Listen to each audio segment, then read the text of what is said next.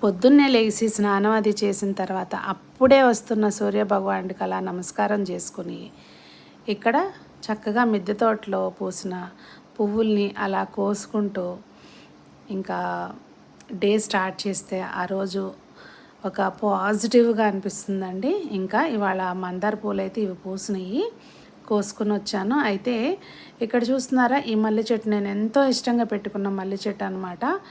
మనకి రోజులాగా వస్తుంది ఇది ఓపెన్ అయితే. ఇంకా ఇవాళ అది కూడా పూసింది, లక్ష్మీ అమ్మవారికి పెట్టొచ్చు అని చెప్పి కోసుకున్నాను. ఇంకా టీలోకి వేసుకోవడానికి వాటికి సరిపడా కొంచెం పుదీనా కోసుకుని పైన మిద్దె తోట నుంచి అలా వచ్చేసి ఇక్కడ శనివారం కదా చక్కగా దీపాలు అవి రెడీ చేసేసుకున్నాను.